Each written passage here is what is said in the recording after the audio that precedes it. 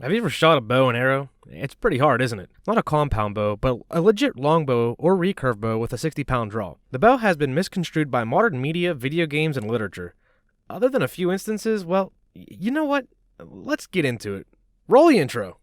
Our arrows will blot out the sun.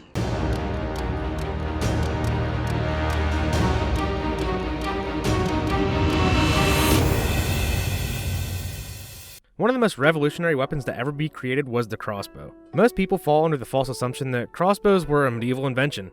Well, surprisingly, they're wrong. The earliest crossbows humanity saw were in the 6th century BC, made by the ancient Chinese. Before we get too deep into why crossbows are so important, we first have to discuss the bow and arrow. Archers in pop culture, in video games, or in general, were always perpetuated as, well, wusses. Less of a man, not really contributing much to the battlefield. That is a very, very wrong assumption to make. The standard archer was usually the highest trained unit on the battlefield, surprisingly. To use a bow and arrow properly, one had to be skilled in its use. This isn't a skill a person develops overnight. Many months went into the proper training of an archer, sometimes years. Archers also had to have the strength of a bodybuilder to even be able to handle the weapon. So this fallacy that archers were weak and vulnerable is just flat out wrong. They're usually well protected, well trained, expensive, and strong as an ox. Archers armed with a standard bow or the recurve bow could dictate the direction of battle from a distance. They could harass enemies and put a major dent into their morale.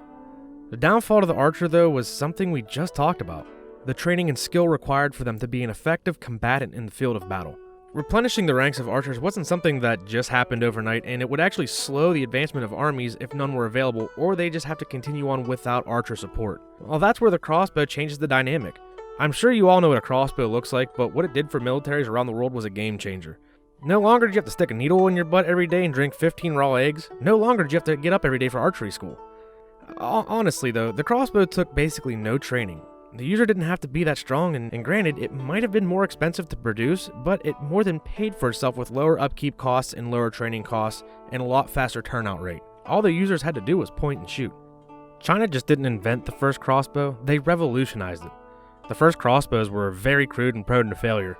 Many misfires, poor range and accuracy, and personal injury. But as they learned from their mistakes, the weapon was refined.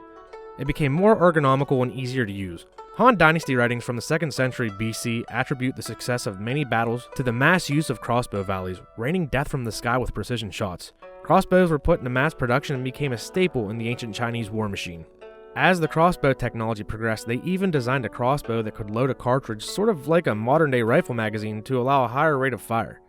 The crossbow was also the inspiration for the ballista, which was a massive version that fired projectiles the size of spears, able to impel multiple men at once with a very, very long range. China wasn't the only ancient people to incorporate the use of crossbows. Surprisingly, the ancient Greeks also had crossbows at their disposal. Theirs was a larger version that gave the users longer range and power. The crossbow was powered by a composite bow. It was cocked by resting the stomach in a concavity in the rear of the stock and pressing down with all their strength. This way, more energy could be stored in the powerful bow than by using one of the regular one-arm standard bows. There are some cases in ancient writings of Romans using a mechanical device fired from horseback, but there aren't many facts or evidence on this subject, so we really can't give you much information on it. In the Middle Ages, though, crossbows were used widely. It was actually the go-to weapon for insurgent peasants due to the ease of use and the ability to penetrate armor.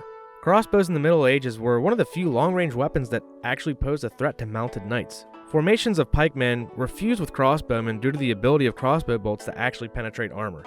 A cavalry charge at a formation of pikes with crossbows would be devastating to the cavalry. Even mounted troops were armed with crossbows, harassing enemy lines with fire. It wasn't until the invention of firearms that the crossbow was actually replaced. Even early firearms were actually outperformed by crossbows. They were faster to reload and a lot of times more accurate. But as technology for firearms moved ahead though, the crossbow was slowly phased out. While the crossbow was still a powerful weapon, the massive amount of kinetic energy stored in the small shot fired from a firearm was just devastating. A projectile weapon created in the 5th century BC survived the test of time. Crossbows are still in use today in sport and hunting competitions. It is astounding to think that a weapon from the age of myth and legend survives and is still in use to this day. What do you guys think of this amazing invention? Have you ever even shot one? Let us know in the comments below. Also, leave a comment on a piece of technology you'd like us to go in depth on in a future video. Don't forget to subscribe and share the video if you enjoyed it. Check out these other videos if you enjoy learning about the history of humanity. We'll see you guys in the next one.